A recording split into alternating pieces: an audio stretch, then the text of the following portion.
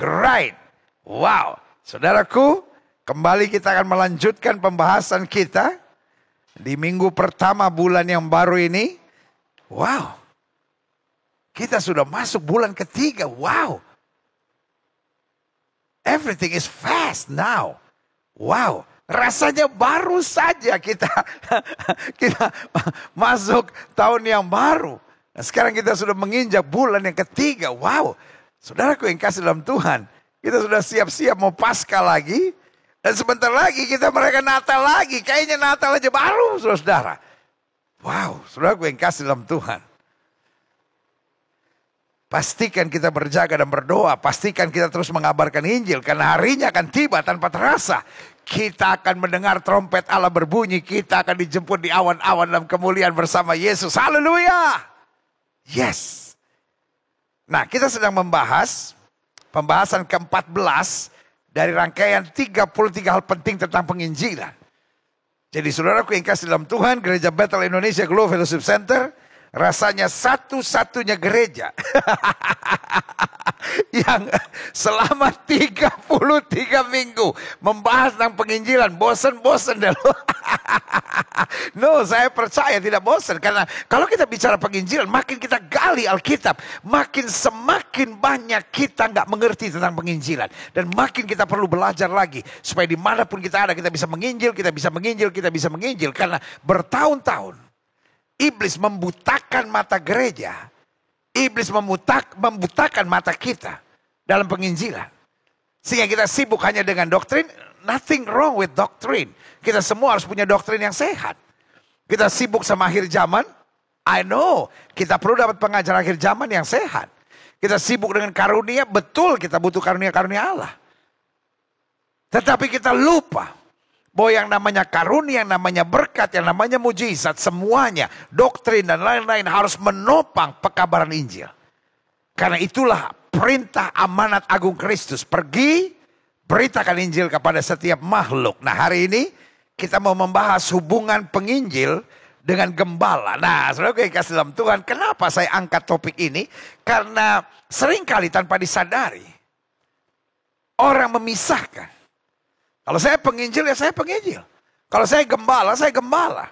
Nah, saudaraku yang kasih dalam Tuhan, ada banyak penginjil yang berhati gembala. Tetapi ada banyak gembala yang punya api penginjilan. Nah, karena itu keduanya harus bersama-sama. Saya percaya gereja yang tidak menyatukan gembala dan penginjil adalah gereja yang lemah. Karena kalau gereja hanya menekankan pengembalaan tanpa penginjilan, maka gereja itu gak akan bertumbuh. Gak akan membuat terobosan. Tapi sebaliknya, penginjilan tanpa pengembalaan yang sehat, maka yang terjadi adalah banyak kekacauan. Itu sebabnya bertahun-tahun iblis membuat hubungan antara gembala dan penginjil gak manis. Banyak gembala kepahitan sama penginjil. Karena merasa domba-dombanya dicuri. Dan banyak penginjil punya kepahitan pada gembala. Karena merasa gak didukung. Sorry untuk bilang ini. Itulah cara kerja iblis. Karena ketika gembala dan penginjil bersatu. Melakukan tugas yang Kristus perintahkan. Saya percaya ada goncangan yang dahsyat bagi kerajaan sorga. Yang setuju katakan amin. Yang setuju sama saya ketik di live chat saudara, gembala dan penginjil harus bersatu. Yes. Ini menjadi doa kita semua. Gembala dan penginjil harus bersatu. Gembala-gembala yang sedang menyaksikan dan bersama dalam ibadah ini. Pastikan engkau punya tim penginjilan yang kuat. Dan para penginjil yang sedang menerima firman Tuhan hari ini, pastikan engkau terikat pada pengembalaan. Sehingga menjadi satu kekuatan yang luar biasa. Klik. Kita mau lihat ayat Alkitabnya. 1 Tesalonika 3, 1-5. Kabar baik yang dibawa oleh Timotius. Kami tidak dapat tahan lagi. Karena itu kami mengambil keputusan untuk tinggal seorang diri di Athena. Lalu kami mengirim Timotius, saudara yang bekerja dengan kami untuk Allah dalam pemberitaan Injil Kristus, untuk menguatkan hatimu dan menasihatkan kamu tentang imanmu. Lihat, saudaraku yang kasih dalam Tuhan, ada tim pengembalaan yang membimbing, yang mengarahkan, yang menuntun. Tapi ketika ada masalah, ketika ada kebutuhan, maka dikirim Timotius, yang merupakan bagian dari tim itu, tetapi bekerja dengan kami untuk Allah dalam pemberitaan Injil Kristus. Jadi jawatan, kalau kita pernah membahas tentang jawatan, saya harap sudah masih ingat, ada jawatan rasul, nabi, penginjil, lalu apa? Gembala dan guru. Jadi dalam tim penggembalaan itu, Timotius panggilannya, jawatannya jelas adalah pekabar Injil. Makanya ayat 2 bilang, lalu kami mengirim Timotius, saudara yang bekerja untuk kami, untuk Allah, yang bekerja dengan kami untuk Allah dalam pemberitaan Injil Kristus, untuk menguatkan hatimu dan menasihatkan kamu tentang imanmu. Supaya jangan ada orang yang goyang imannya karena kesusahan-kesusahan ini. Kamu sendiri tahu bahwa kita ditentukan untuk itu. Jadi jemaat ini sedang menghadapi kesusahan. Sementara tim rasulnya sedang ada di Athena. Penginjilnya yang dikirim ke Tesalonika untuk apa? Untuk memberi kekuatan. Iya kan? Karena mereka sedang menghadapi masalah yang berat supaya jangan ada goyang imannya. Itulah tugas penginjil. Selanjutnya. Sebab juga waktu kami bersama-sama dengan kamu, telah kami katakan kepada kamu bahwa kita akan mengalami kesusahan. Dan hal itu seperti kamu tahu telah terjadi. Ayat 5, itulah sebabnya. Maka aku karena tidak dapat tahan lagi telah mengirim dia. Lihat ya, kerjasama antara tim penggembalaan dengan tim penginjilan luar biasa. Supaya aku tahu tentang imanmu. Karena aku khawatir kalau kamu telah dicobai oleh si penggoda. Dan kalau usaha kami menjadi sia-sia. Lihat saudaraku yang kasih dalam Tuhan. Dimanapun pelayanan. Dimanapun ada jemaat Tuhan yang bertumbuh. Pasti ada serangan iblis. Iblis mau menyerang dengan tekanan. Iblis mau menyerang dengan ajaran sesat. Iblis mau menyerang dengan kekacauan. Iblis mau menyerang dengan perpecahan. Dan karena itu, kedua panggilan ini harus bersatu. Dan saya percaya juga panggilan-panggilan lain seperti karunia rasul, karunia nabi, sudah saya bilang. Jabatan rasulnya sudah nggak ada. Jabatan nabinya itu yang saya percaya sudah tidak ada. Tapi karunia yang dipercayakannya tidak akan berlalu. Jabatan yang saya percaya masih ada. Kalau sudah menatap saya dan berkata, mulai kapan sudah tidak ada jabatan rasul? Loh, Alkitab kan bicara. Rasul-rasul adalah murid-murid Kristus. Dan rasul terakhir adalah Paulus. Yang Paulus bilang, aku dipilih oleh Kristus langsung. Selanjutnya orang yang hanya menamakan diri rasul. Tetapi kita percaya ada karunia kerasulan masih bekerja sampai hari ini. Karena jabatannya sudah tidak diperlukan. Tetapi karunianya masih kita butuhkan. Jabatan nabi yang terakhir adalah Kristus. Apakah Kristus nabi? Ya. Apakah dia hanya nabi? Tidak. Jelas ya sampai di sini. Tetapi karunianya masih berjalan. Tapi yang paling tegas kita bisa lihat, ada penginjil, ada gembala, dan juga ada guru. Harus saling melengkapi, guru lebih mengajar. Tapi yang lebih masuk kepada jemaat adalah kedua ini. Penginjil dan gembala. Memang guru jarang berdiri sendiri dalam pelayanannya. Dia otomatis mengikut penginjil dan gembala. Tapi seringkali yang menjadi persoalan yang diadu domba oleh setan. Karena keduanya memiliki peran yang sangat dahsyat, yaitu penginjil dan gembala. Kita lihat selanjutnya. Salah satu serangan setan bagi para penginjil adalah menjadi liar dan tak terkendali. Waktu saya jelaskan tentang 5 jawatan, saya hubungkan dengan jari tangan. Ini hanya ilustrasi. Rasul seperti ibu jari bisa menyentuh semua pelayanan. Nabi lebih pada nunjuk-nunjuk. Ah, ya kan? Lebih pada negur, bernubuat. Lalu kemudian penginjil Yang paling tinggi, biasanya penginjil paling dikenal. Karena pelayanannya ribuan orang, menyatakan mujizat dan kuasa Allah, menyembuhkan orang sakit. Biasanya aktif di media-media. I know that I know. Salah satu panggilan utama saya adalah penginjilan. Dari tahun 91 sudah Tuhan bukakan. Melalui televisi, melalui radio, melalui media-media sosial. Melalui KKR-KKR di lapangan-lapangan. Saya melayani interdenominasi. Di gereja-gereja, di tempat-tempat umum. Roh di dalam saya selalu terbakar untuk keselamatan jiwa-jiwa. Sampai kemudian 14 tahun yang lalu. Tuhan mengarahkan saya untuk menjadi gembala. Lalu saya bertanya pada Tuhan, apakah panggilan saya sebagai penginjil berhenti? Tuhan bilang tidak. Karena pengembalaan ini hanya sebagai headquarter. Sehingga oleh anugerah Tuhan, Gereja Bethel Indonesia Global Fellowship Center punya tim pengembalaan yang kuat. Sehingga saya tetap bisa melayani sebagai penginjil di mana-mana tempat. Dan itulah kebersamaan gereja ini yang oleh anugerah Tuhan boleh terus menjangkau jiwa dan boleh terus maju dan mengarahkan hal-hal yang baik bagi kerajaan sorga. Tapi yang saya pelajari, salah satu serangan setan bagi para penginjil adalah menjadi liar dan tak terkendali. Karena penginjil dari panggilannya, ya kan tadi saya bilang kan, rasul, nabi, penginjil paling tinggi, ya kan, biasanya paling dikenal, paling dihormati, paling dihargai, paling disayang banyak orang. Lalu kemudian gembala. Kenapa gembala digambarkan sebagai jari tengah? Karena menikah dengan gereja Tuhan. Pelayanan di 24 jam. Gembala seorang yang hebat dan luar biasa. Lalu akhirnya ada guru. Digambarkan kelingking bukan karena yang paling kecil, karena melengkapi semuanya. Karena tanpa guru, maka pelayanan tidak sempurna. Nah, salah satu serangan setan bagi para penginjil. Karena merasa diri hebat, merasa diri yang paling dikenal. Akhirnya menjadi liar dan tak terkendali. Ada banyak pelayanan-pelayanan rusak karena pelayanan-pelayanan penginjil.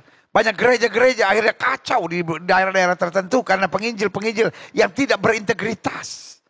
Banyak penginjil-penginjil yang mulai dengan penginjilan tiba-tiba pecah-pecahkan gereja. Lalu bangun gereja sendiri. Wow. Kita lihat banyak gembala-gembala terluka. Banyak sinode-sinode terluka oleh pelayanan para penginjil. Karena apa? Ini yang saya bilang, karena tidak berintegritas. Dan saya pelajari, ada banyak orang, betul dia bukan full timer. Dia menginjil, dia mau menangkan jiwa, tapi tanpa disadari dia tidak terintegrasi dengan gereja. Jadi hanya berdiri sendiri. Nah, ini yang cenderung liar dan tak terkendali. Banyak ajaran-ajaran sesat yang dimulai dengan persekutuan-persekutuan doa sederhana dari orang-orang awam. Tapi kemudian diarahkan untuk liar dan tak terkendali. Yang pertama saya pelajari, liar dalam pengajaran yang cenderung menuju kesesatan atau menekankan pada topik-topik yang sensasional. Kita lihat di YouTube channel misalnya, di pelayanan-pelayanan tertentu, kadang-kala kita dengar ada banyak penginjil-penginjil seperti nggak terdoktrin dengan baik, nggak belajar doktrin dengan baik. Saya selalu bilang, hidup bukan hanya soal doktrin. Hidup soal Alkitab. Tetapi Alkitab yang kita percaya, doktrin itu harus diambil dari situ. Ngerti gak mau saya? Ada banyak orang, terbakar oleh Injil Kristus tapi tidak mau belajar. Terbakar oleh Injil Kristus tapi tidak mau dibina. Para penginjil harus punya bapak rohani. Kalau penginjil sudah tidak punya bapak rohani, saya khawatir penginjil ini mudah liar dan sesat. Gereja-gereja Tuhan hati-hati dengan para penginjil yang hanya berkata, saya punya pengalaman dengan Tuhan, tapi tidak punya bapak rohani. Tuhan sendiri bapak saya. No, Tuhan pakai orang untuk bimbing kita. Oleh anugerah Tuhan saya bersyukur. Dari usia 17 tahun saya melayani Tuhan. Pertama kali saya berkhotbah. Tanggal 21 Juli 1984. Dan dari situ ada bapak-bapak rohani. Ada kakak-kakak rohani yang membimbing saya. Dan mengarahkan saya. Sampai saya diarahkan ke sekolah Alkitab pertama-tamanya. School of Ministry, Mawar Saron. Saya anggota SOM keempat di Gereja Bethel Indonesia Mawar Saron. Waktu itu saya masih SMA. Selesai saya lulus. Kakak-kakak rohani saya, bapak-bapak rohani saya mengarahkan saya. Waktu itu salah satu bapak rohani saya yang cukup dekat, yaitu Bapak Pendeta Dr. Yakob Nahuai. Kakak rohani saya yang juga banyak membimbing saya waktu itu adalah Pendeta Arasihaan dan juga Kak Yeremia Rim yang mengarahkan saya. Kamu mesti sekolah. Waktu saya masih SMA. Salah satu bapak rohani yang juga banyak mengarahkan saya dan saya pernah terlibat dalam pelayanan kaum mudanya, yaitu Pendeta Dr. KM Yusuf Roni yang mengajarkan saya harus disiplin dan bilang harus sekolah. Akhirnya saya sekolah. Hamba-hamba Tuhan yang luar biasa. Dan dalam perjalanan sekolah, lalu kemudian saya mengenal beberapa hamba-hamba Tuhan lain yang begitu setia mengarahkan saya, membimbing saya. Salah satunya kemudian Bapak Pendeta Dr. J. Awondatu. Dan saudaraku yang kasih dalam Tuhan, pelayanan tanpa pengarahan dari bapak-bapak rohani akan menjadikan kita liar dan tak terkendali. Memang pada dasarnya iblis menaruh roh pemberontakan. Wah, kamu kan ada urapan, kamu kan ada kuasa, pelayanan kamu kan hebat. Saudaraku yang kasih dalam Tuhan, kita butuh bapak rohani, kita butuh kakak-kakak rohani untuk mengarahkan kita. Kalau tidak liar dalam pengajaran, cenderung menuju kesesatan. Karena apa? Menekankan topik-topik yang sensasional. Karena kalau gembala dia khotbah harus semua. Harus semua topik dari cover to cover. Karena mau membangun tubuh Kristus. Tapi kalau penginjil dia akan pesan-pesan tertentu. Yang memang dia mau sampaikan.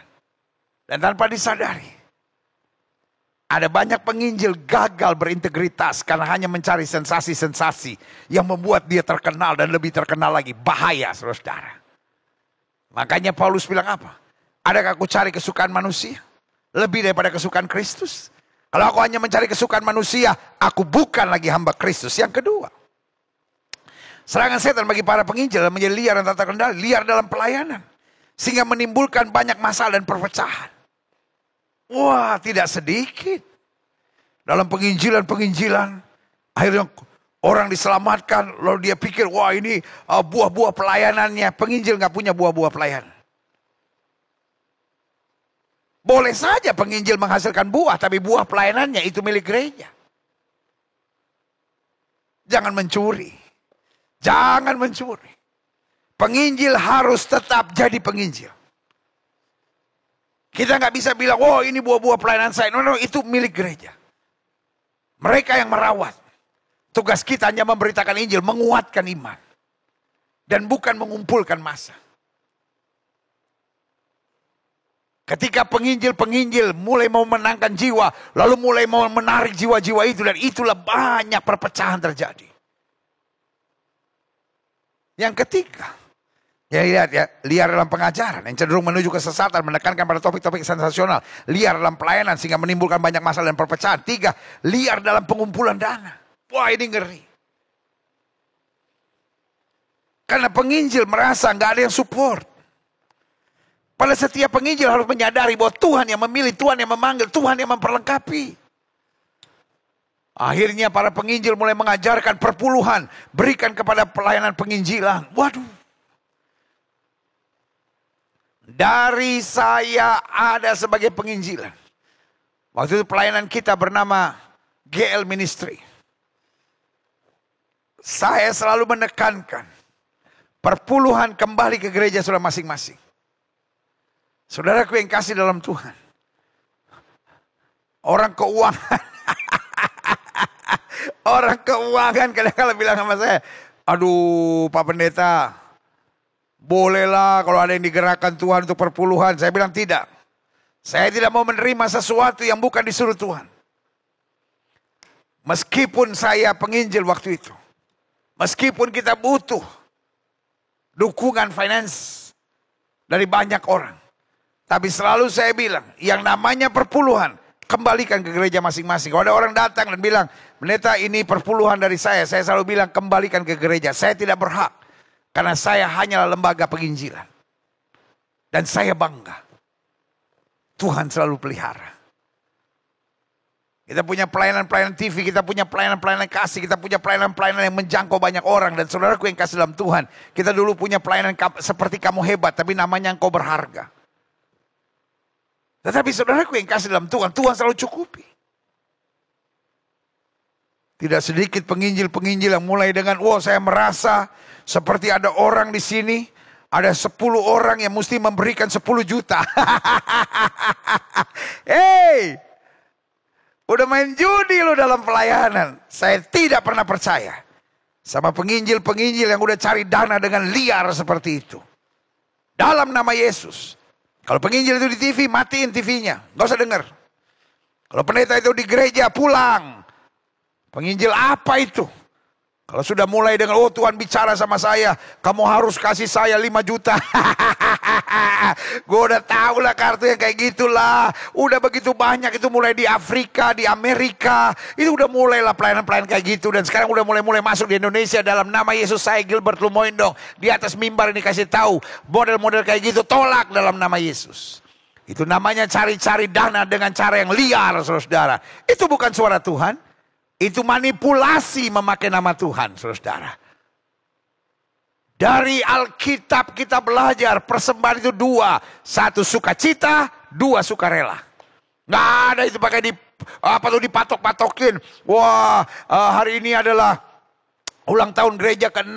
Berarti ada 66 orang yang akan mempersembahkan 6 juta. Siapa 66 itu? Saya akan doakan. Maka 6 hari setelah ini akan datang berkat yang berkelimpahan. Darah Yesus. Itu mah pesan berantai yang kayak begitu, saudara. Cara-cara iblis harus kita tolak dalam nama Yesus. Sorry saya ngomong apa adanya. Karena saya udah muak dengan praktek liar pencarian dana di gereja. Dan kadangkala jemaat-jemaat yang tulus hati. Jemaat-jemaat yang betul-betul hatinya hancur oleh Tuhan. Lalu masuk dalam gelombang keliaran hamba-hamba Tuhan mencari dana seperti itu. Dalam nama Yesus. Kita harus jujur dan bersih. Karena Tuhan kita kaya. Dia pelihara kita dengan cara yang dahsyat. Yang keempat. Salah satu serangan setan bagi para penginjil adalah menjadi liar dan tak terkendali. Liar dalam pengajaran yang cenderung menuju kesesatan atau menekankan pada topik-topik yang sensasional, kontroversial. Liar dalam pelayanan sehingga menimbulkan banyak masalah dan perpecahan. Liar dalam pengumpulan dana. Dan liar dalam pendewasaan kehidupan. Jadi mereka belum sungguh-sungguh dewasa dan tidak mendewasakan orang. Ujung-ujung kalau lihat kaya terlibat dalam pelayanan. Kalau lihat kaya, dilibatkan dalam segala hal. Namanya disanjung-sanjung. Parah. Ingat, Alkitab bilang orang yang baru bertobat tidak boleh melayani. Maksudnya adalah, bukan berarti orang yang baru bertobat itu masih cetek, bukan. Orang yang baru bertobat perlu dilatih dulu. Supaya jangan cepat tersinggung, jangan cepat sombong, jangan cepat mengandalkan kekuatannya sendiri. Jangan pakai manipulasi spiritnya, jangan pakai cara-cara duniawinya. Ini harus dibersihkan dulu. Makanya dasarnya jelas kata Alkitab, supaya kamu tinggal dalam aku dan firmanku tinggal dalam kamu. Jadi dewasa dulu. Nah di situ minta apa saja, lakukan apa saja, maka Tuhan akan melakukan hal-hal yang luar biasa. Kenapa? Karena bukan kita lagi, tapi Kristus yang dalam hidup kita. Itu yang namanya dewasa secara rohani. Jelas ya? Klik selanjutnya. Setiap penginjil harus saudara-saudara yang terbakar untuk mengabarkan Injil. Karena sudah beberapa minggu ini kita terus bahas tentang pekabaran Injil. Nah saudara-saudara yang terbakar untuk pekabaran Injil, saudara harus terintegrasi dalam sebuah pelayanan gereja. Supaya dapat termonitor. Iya kan, klik. Secara sinodal. Jadi penginjil itu harus punya sinoda. Kalau penginjil nggak punya sinoda, saya penginjil. Dari sinode mana? Oh pokoknya dari sinode Tuhan Yesus. Waduh, yang kayak begini minta duit atas nama Tuhan. Memanipulasi apapun atas nama Tuhan. Bahaya saudara-saudara. Pokoknya penginjil-penginjil yang tidak terintegrasi pada sinode tertentu, hati-hati. Saya tidak bilang sesat, saya tidak bilang dari setan, tapi saya bilang hati-hati. Jangan mau terlibat. Kenapa? Karena dia tunduk pada sinode aja gak mau. Dia tunduk pada aturan aja gak mau. Mungkin dia bilang, tapi saya gak cocok sama sinode itu. Ya cari sinode lain dong. Gak ada sinode yang benar. Woi berarti dia Tuhan Yesus dong. Hati-hati saudara. Ya jelas ya. Jadi penginjil yang tidak mau tunduk pada aturan sinode. Buat saya, dia bukan penginjil. Dia pemberontak yang mengatasnamakan nama Tuhan. Yang dia sebut kebenaran. Tapi sebetulnya tafsiran ngaco yang dia pakai untuk kepentingan sendiri. Yang kedua, dia harus terintegrasi juga dalam pelayanan gereja, dalam jemaat lokal. Jadi bukan hanya sinodal. Tapi juga dalam jemaat lokal. Artinya dia seorang yang bisa bekerja sama. Tidak ada gereja yang sempurna, I know. Tidak ada sinode yang sempurna, I know. Tapi ingat, kita juga gak sempurna. Jadi kalau kita mau liar, bahaya. Kalau kita mau berdiri sendiri, lebih kacau lagi. Iya kan? Karena itu kita harus tergembalakan. Bagaimana kita bisa mau menggembalakan orang, mengarahkan orang, tapi kita sendiri tidak mau terarahkan. Iya kan? Selanjutnya, para penginjil harus terintegrasi dalam sebuah pelayanan gereja secara sinodal, jemaat lokal, dan juga harus ada kerjasama pengawasan. Makanya Alkitab bilang, ujilah segala sesuatu dan pegang yang baik. Ya kan? Karena dalam pelayanan kan bisikan iblis, serangan setan, tawaran dunia, ya kan? Jadi kalau kita nggak ada mentor, kita nggak ada bapak rohani, kita nggak ada kakak rohani. Saya melayani kan dari muda. Saya tahu apa artinya jiwa muda bergejolak. Ketika bapak rohani mengarahkan kita sesuatu yang nggak menyenangkan. Ketika kita ditempatkan pada posisi yang kita nggak suka. Lalu kita harus tunduk, kita harus siap di mentor. Kita harus punya roh yang mau diatur, saudara-saudara. Awalnya nggak menyenangkan. Tapi lama-lama kita belajar. Untuk taat. Bacakah saudara tentang Samuel? Samuel di bawah pengawasan Imam Eli. Imam Eli punya anak-anak yang rusak, namanya Hofni dan Pinehas. Pertanyaan saya, Samuel lihat gak apa yang terjadi? Samuel lihat. Tapi ada dua hal yang luar biasa dalam diri Samuel. Yang pertama, dia gak ikut. Dan yang kedua, dia gak berontak. Dia lagi tidur. Tiba-tiba dia dengar suara Samuel, Samuel. Dia datang kepada Eli dan dia bilang, Bapakku, apakah engkau memanggilku? Eli berkata, tidak anakku, tidurlah. Yang kedua kali dia lagi tidur. Dia dengar suara lagi, Samuel, Samuel. Dia tidak bilang, sudah Jo. So opak dia. So mengigo dia. Manggoro dia bunyi, Samuel, Samuel, sudah Jo. Kita koteknya mau bangun. Saudaraku yang kasih dalam Tuhan. Tidak. Dia belajar ketundukan. Dia belajar mau diawasi. Dia datang lagi. Bapakku, adakah engkau memanggil aku? Samuel bilang, tidurlah. Aku tidak memanggil engkau. Ketiga kali, bos. Kau lagi tidur, bos. Dibangunin. Lama-lama emosi, bos. Tapi itu yang saya bilang. Dia adalah seorang yang mau dimentor. Dia seorang yang mau ada di bawah pengawasan. Dia bukan seorang yang liar. Sampai ketiga kali. Akhirnya Samuel bilang begini. Kalau ada suara itu lagi, katakan. Ini aku Tuhan. Berbicaralah. Sebab hambamu siap untuk mendengarkan. Lihat, pentingnya seorang bapak rohani. Pentingnya seorang mentor. Pentingnya seorang sahabat untuk saling sharing. Untuk mengerti maksud Tuhan dalam sebuah pernyataan-pernyataannya. Sebab kalau kita sendiri-sendiri saja. Itulah yang menciptakan banyak kesesatan. Banyak orang awalnya sangat tulus. Tapi kemudian menjadi liar. Kenapa? Karena gak ada mentor. Dan gak ada pergaulan rohani yang mengarahkannya pada kehendak Tuhan. Selanjutnya, saya pelajari, klik. Tidak dapat dipungkiri, pelayanan penginjilan harus dimulai dari gereja. Dan tidak bisa kita pisahkan dari gereja. Jadi penginjilan bukan sekadar, oh saya merasa Tuhan panggil saya. Betul, tapi kita harus ada di gereja. Orang yang tertanam di pelataran Tuhan akan berbuah, kata Alkitab.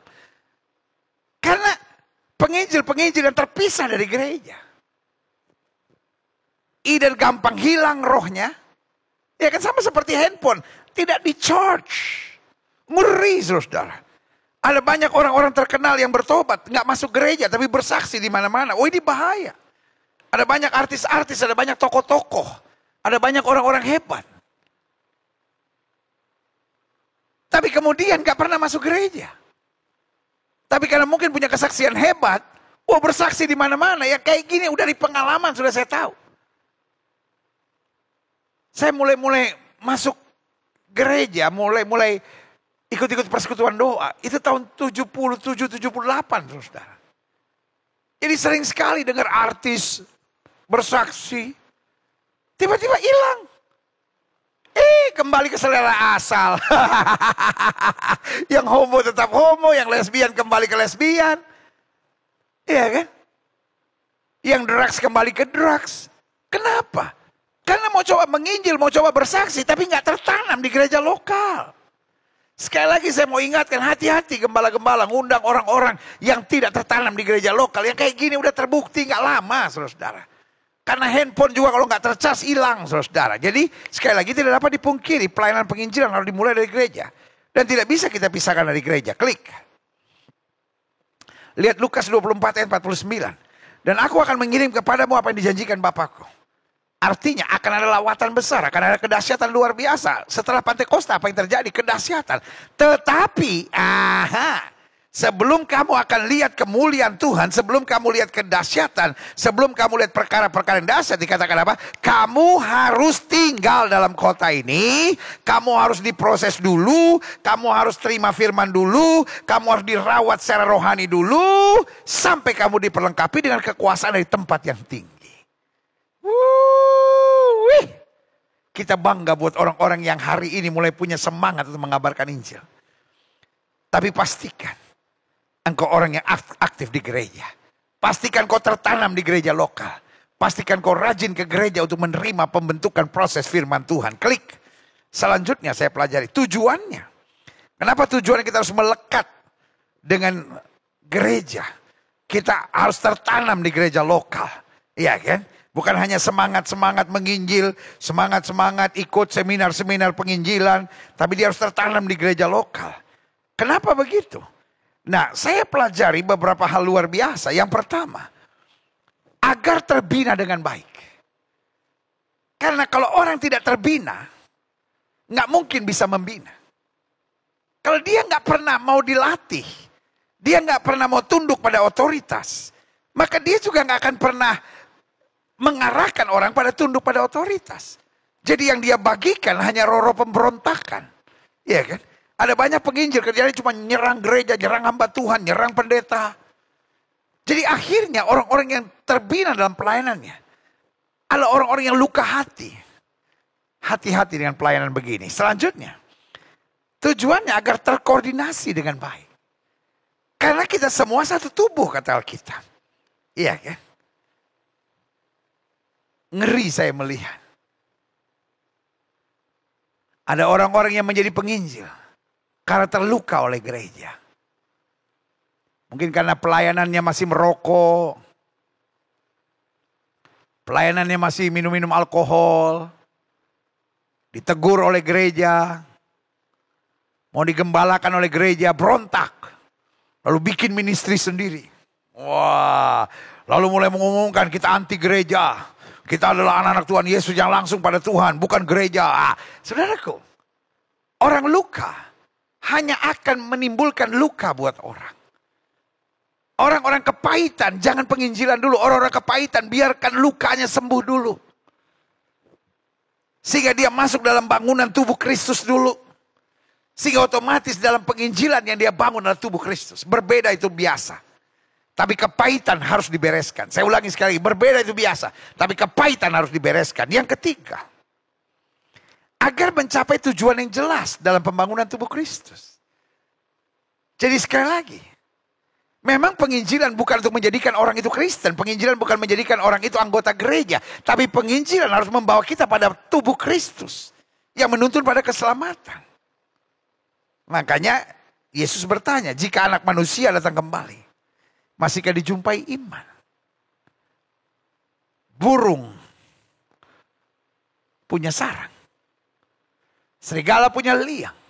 Anak manusia tidak punya tempat untuk meletakkan kepalanya. Kenapa? Karena tubuhnya tidak bersatu.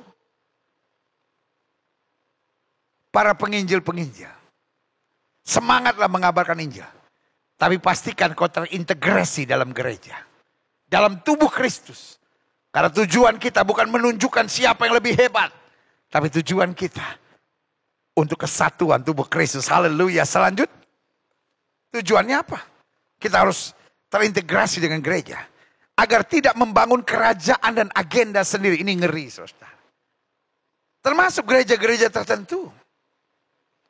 Termasuk pelayanan-pelayanan penginjilan tertentu. Tidak sedikit yang akhirnya hanya membangun kerajaannya sendiri, membangun agendanya sendiri.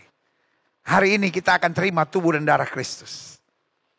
Pastikan kita menyadari luka-luka kita dibereskan. Pastikan roh di dalam kita roh unity. Pastikan roh di dalam kita adalah roh yang menyadari bahwa kita bukan apa-apa. Kita hanya bagian kecil dari tubuh Kristus. Kita harus saling melengkapi untuk kemuliaan Tuhan. Haleluya. Selanjutnya, karena tugas penginjil dalam gereja, kenapa penting harus bersatu? Gembala-gembala harus memberi tempat kepada para penginjil. Harus mendukung para penginjil. Dan para penginjil harus ada dalam pembinaan para gembala. Sehingga menjadi satu kesatuan yang dahsyat. Karena tugas penginjil dalam gereja, satu, memenangkan jiwa. Supaya kita nggak puas dengan sekedar, Tuhan sudah berkati kita. No, kita harus terus memenangkan jiwa. Dan setiap jemaat harus dilatih juga untuk memenangkan jiwa. Karena memenangkan jiwa bukan hanya tugas gembala. Tapi tugas setiap kita yang percaya. Yang kedua, tugas penginjil dalam gereja memenangkan jiwa dan melatih orang untuk memenangkan jiwa. Yang kedua, membakar semangat dan kegerakan. Karena biasanya gembala itu lebih kepada air yang menyejukkan. Tapi gembala selalu membangkitkan api yang membuat semangat. Yang sudah lemah, yang sudah jenuh, yang sudah dingin, penginjil kembali membawa api.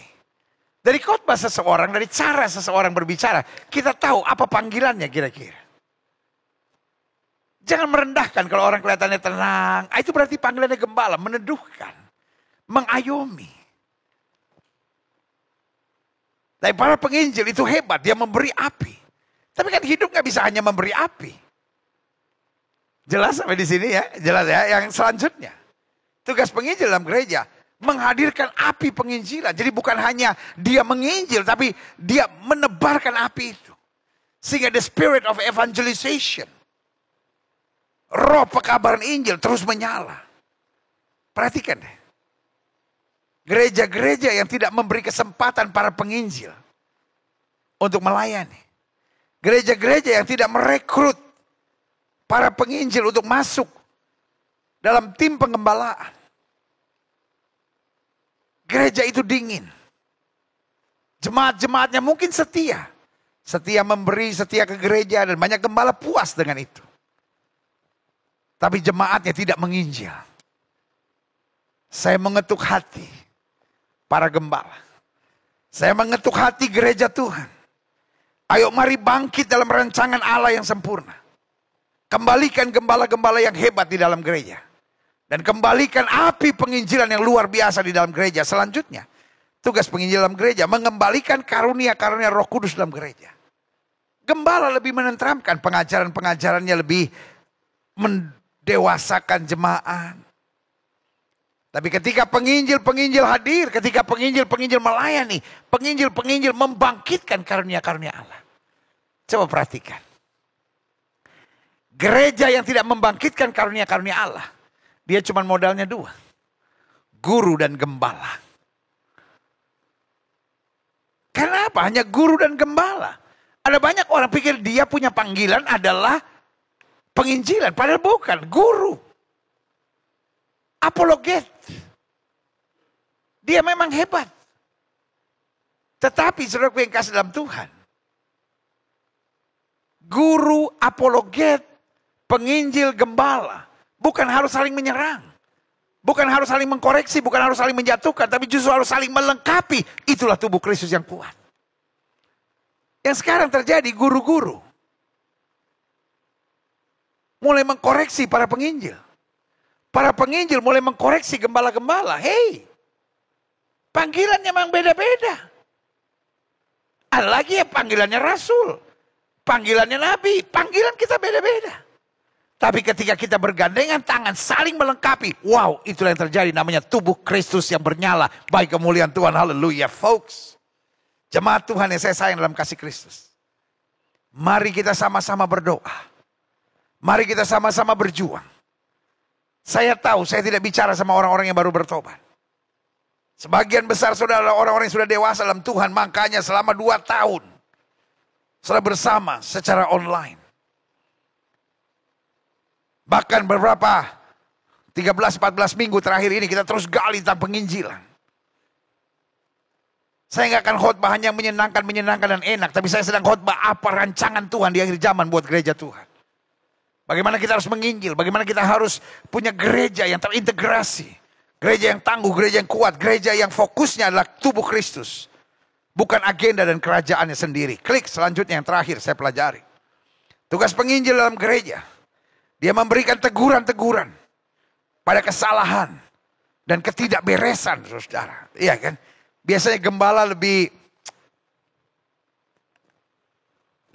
pakewuh. Itu ya. Gembala suka agak nggak enakan gitu ya kan. Tapi penginjil sikat saja saudara. Karena memang penginjil tugasnya menyatakan yang salah. Biasanya penginjil punya karunia kenabian itu. Untuk menegur. Menyatakan kesalahan. Kalau penginjil nggak berani tegur kesalahan. Mungkin dia bukan penginjil, mungkin dia guru. Mungkin panggilannya apologet. Atau panggilannya gembala. Jadi kita sudah punya jelas gitu. Nah saudara waktu saya bicara tentang 5 jawatan. Saya sudah jelaskan tentang karunia-karunianya. Selanjutnya klik. Tugas penginjil dalam gereja. Memberikan pesan-pesan kebangunan rohani. Iya kan? Karena bertahun-tahun kalau kita hanya dapat pengajaran-pengajaran. Lama-lama kita bisa dingin saudara. Tapi penginjil, makanya kadang-kadang kita bilang, wah khotbahnya bagus ya. Bukan khotbahnya lebih bagus, semua orang khotbahnya asal firman Tuhan harus bagus. Saudara. Tetapi bedanya kebutuhan kita sedang apa?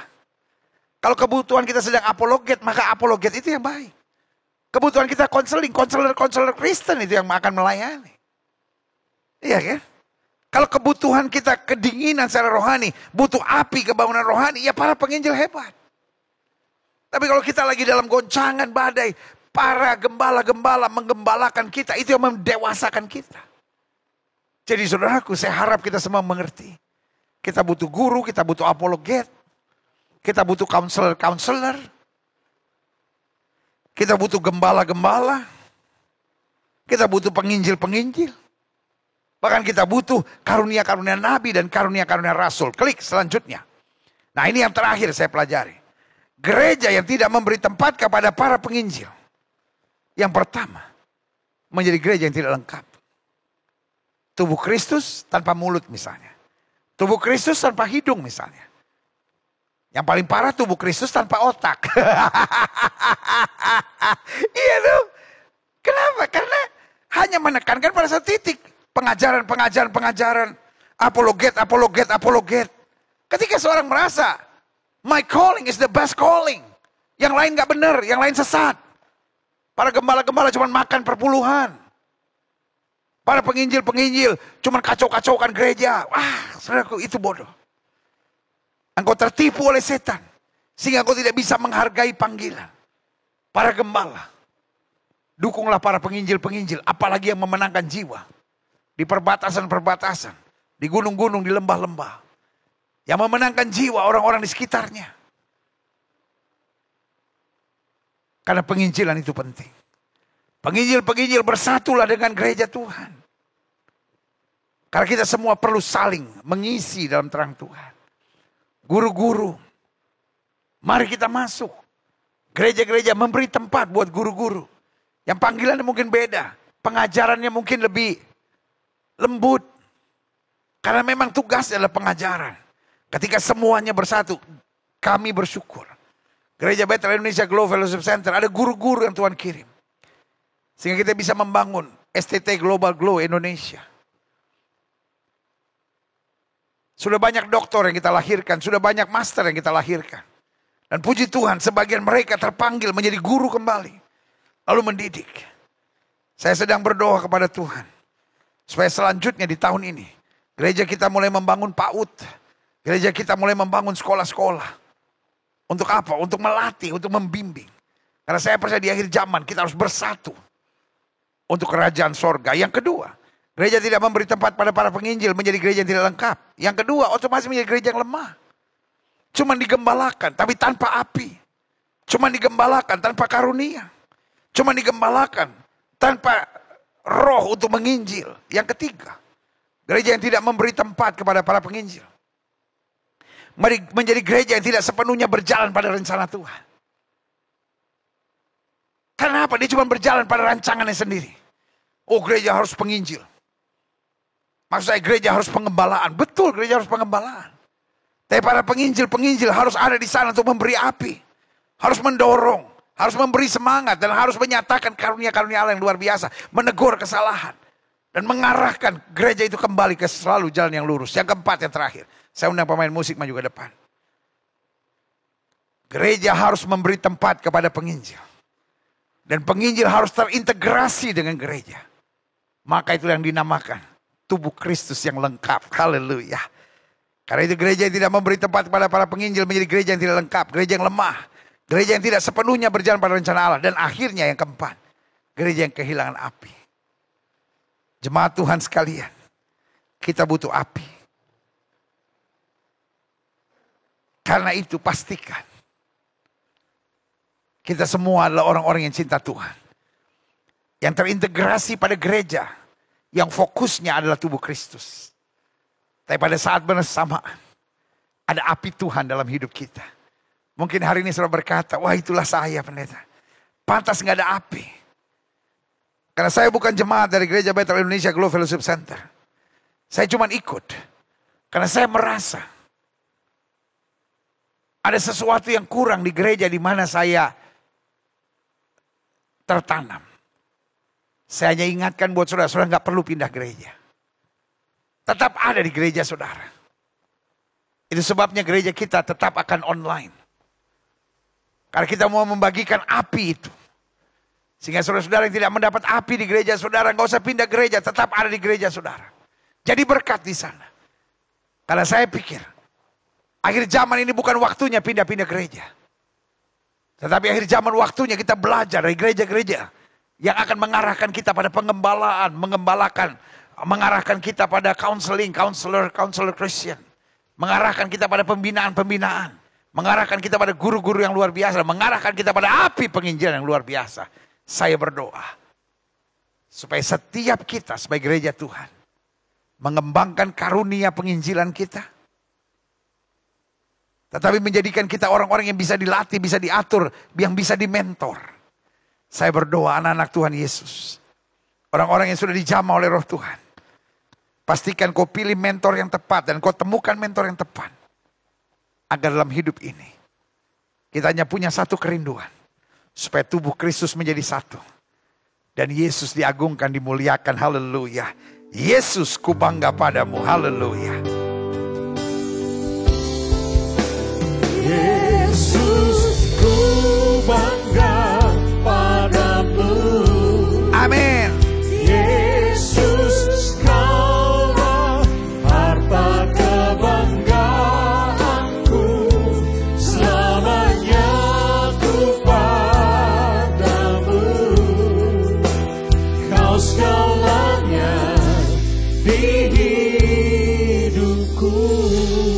Haleluya. Haleluya. Kita bangga pada Yesus. Yesus memilih kita dengan kasih karunia-Nya. Dia berikan kita karunia masing-masing. Dan karunia umum yang setiap kita harus miliki adalah karunia untuk memenangkan jiwa. Karunia untuk mengabarkan Injil. Karena pekabaran Injil adalah perintah Tuhan buat setiap kita. Tapi kita nggak bisa mengabarkan Injil kalau kita nggak tertanam di gereja lokal. Kita nggak bisa mengabarkan Injil kalau kita nggak dimentor. Kita nggak bisa mengabarkan Injil kalau kita sendiri nggak hidup di dalam Injil, berakar di dalam Injil, dibangun dalam Injil, berbuah dalam Injil. Pastikan kita punya pemahaman yang tepat tentang gereja Tuhan. Pastikan kita semakin dewasa memahami jawatan-jawatan dalam tubuh Kristus. Sehingga kita gak sibuk dengan kerajaan kita sendiri. Kita gak sibuk dengan agenda kita sendiri. Dan gak sibuk jadi orang liar yang berkata, wah sinode gak ada yang cocok sama saya. Gereja gak ada yang cocok. Berarti kau harus bertobat dalam nama Yesus. Dalam rohmu ada roh pemberontakan. Kau merasa diri yang paling baik dari semuanya. Jika itu doamu hari ini, taruh tangan kananmu di dada. Belajar merendahkan diri sedikit. Kenapa kita harus dimentor? Supaya kita belajar untuk merendahkan diri.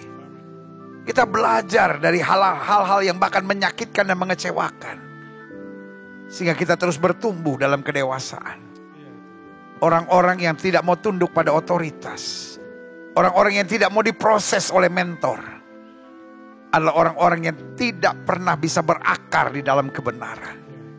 Dia hanya berakar pada perasaan, logika dan keinginan dan kemauannya sendiri.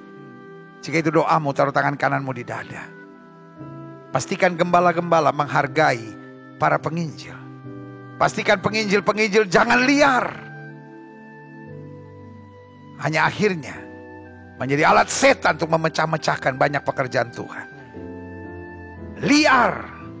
Yang di otakmu hanya bagaimana mendapatkan uang sebanyak-banyaknya dengan manipulasi dan strategi yang jahat, curang.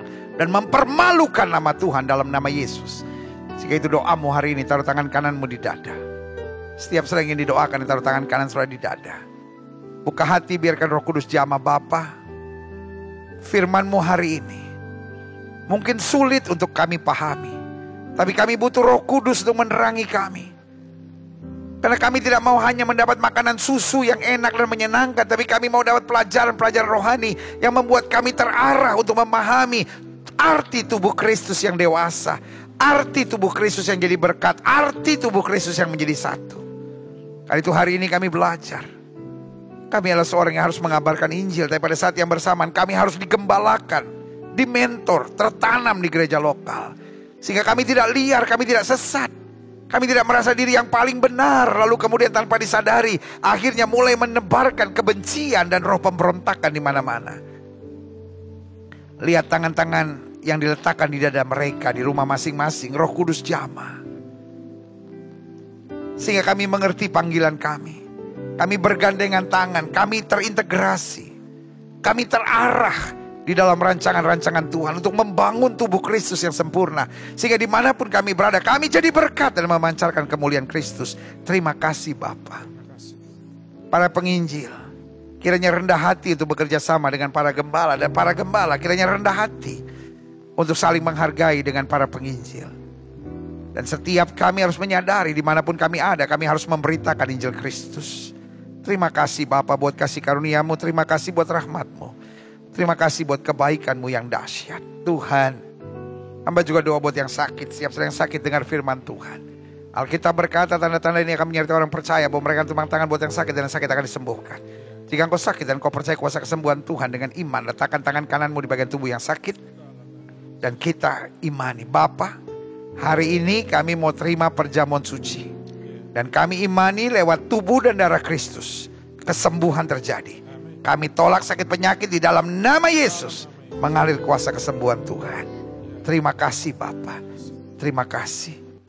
Di hari Minggu pertama ini, saatnya kita juga mau memberi yang terbaik buat Tuhan. Saudara-saudara yang mau mengembalikan perpuluhan milik Allah. Saudara-saudara yang mau memberi yang terbaik. Saudara-saudara yang mau mendukung untuk korban pelayanan, korban misi, korban penginjilan, dan korban untuk kegiatan rutin gereja. Pastikan kita beri yang terbaik. Sekali lagi, persembahan tidak diwajibkan, tetapi persembahan juga harus mulai dengan dua hal. Sukacita dan sukarela. Saudara-saudara, kita memberi bukan supaya diberkati, tapi kita memberi karena sadar Tuhan terlalu baik dalam hidup kita. Kita berdoa, Bapa, kami mengerti persembahan tidak diwajibkan, tetapi kami merasakan Tuhan yang begitu baik dalam hidup kami. Kami memberi bukan supaya diberkati, tetapi karena berkat Tuhan selalu kami rasakan dalam hidup kami. Karena itu dengan sukacita dan sukarela kami mau memberi yang terbaik. Mereka yang mau mengembalikan perpuluhan milik Allah, mereka yang mau memberi persembahan misi, persembahan pelayanan, persembahan rutin gereja, Tuhan memberkati berlipat kali ganda. Sehingga bukti firman Tuhan jelas, kami tidak kekurangan. Ada saja berkat yang luar biasa Tuhan curahkan dalam hidup kami. Bahkan kerugian-kerugian tidak akan terjadi dalam hidup kami karena ada berkat Tuhan di atasnya. Dan yang mengelola persembahan ini diarahkan Tuhan untuk menjangkau jiwa-jiwa, untuk meluaskan kerajaan Allah, dan untuk mendukung hamba-hamba Tuhan untuk selalu melakukan yang terbaik bagi kemuliaan Allah. Kami siap memberi yang terbaik di dalam nama Yesus. Yang siap memberi yang terbaik, sama-sama kita katakan amin. Yes, haleluya. Sukacita untuk memberi, melayani Tuhan, menyampaikan kasih dan kepedulian dimanapun, melakukan yang Kristus kehendaki, itulah tugas gereja senantiasa. Kita berdoa, Bapa terima kasih. Kami memuji Tuhan di rumah kami masing-masing. Kami sudah menerima firman, dan itu berarti kemuliaan Tuhan atas rumah kami. Berlaku firman, satu orang bertobat, seluruh isi rumah tangga akan diselamatkan. Sehingga kami semua dapat berkata, aku dan sisi keluargaku kami melayani Tuhan. Kami dapat deklarasikan, keluargaku adalah sorgaku dan rumahku adalah istanaku. Dan biarlah Tuhan, Engkau terus mengarahkan kami, sehingga kami menjadi anak-anak Tuhan Yesus yang selalu mencari kerajaan Allah serta kebenarannya. Maka semuanya akan ditambahkan dalam hidup kami. Terima kasih Bapak, terima kasih. Dan akhirnya, saudara-saudara sekalian, kekasih-kekasih Kristus, permata hatinya Kristus, ingatlah bahwa Tuhan itu baik. Dia sudah mati, dia sudah curahkan darahnya buat kita, dia sudah biarkan tubuhnya terpecah, supaya kita yang percaya tidak binasa, melainkan beroleh hidup yang kekal. Karena itu pastikan dimanapun kita berada, kita menjadi pelaku-pelaku firman. Dimanapun kita berada, kita membawa damai. Dimanapun kita berada, kita menyatakan kasih. Dimanapun kita berada, kita menghadirkan sukacita. Dan dimanapun kita berada, kita mengabarkan Injil. Sebagai bagian dari ketaatan kita pada amanat agung Kristus untuk pergi beritakan Injil kepada setiap makhluk. Suami-suami, kasihlah istrimu dan janganlah berlaku kasar kepadanya. Istri-istri, tunduklah kepada suamimu dan hormatilah suamimu. Orang tua, jangan bangkitkan sakit hati dari anak-anakmu, dan anak-anak hormatilah. Taatilah orang tuamu di dalam Tuhan. Jemaat sekalian, terimalah berkat Tuhan. Kasih dari Allah Bapa, anugerah, penebusan, keselamatan, pengorbanan yang sempurna dari Tuhan Yesus Kristus, penyertaan, bimbingan, tuntunan, urapan, karunia-karunia, dan buah-buah Roh Kudus akan terus menyertai hidup kita masing-masing. Mulai hari Minggu yang penuh berkat, penuh mujizat, lawatan Allah di rumah masing-masing, bersama Gereja Bethel Indonesia Glow Fellowship Center sampai Maranatha. Yesus Kristus datang kembali untuk menjemput setiap orang yang hidup sesuai kehendaknya. Kiranya Engkau memberkati aku. Kiranya Engkau memberkati aku berlimpah-limpah. Amin. Kami imani terjadi dalam kehidupan kami. Dan memperluas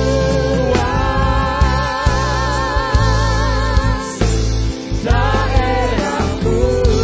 Amin. Kami imani terjadi dalam kehidupan kami.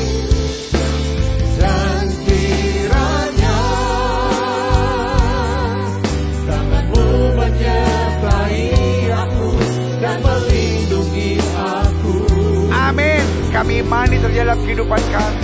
Daripada malapetaka,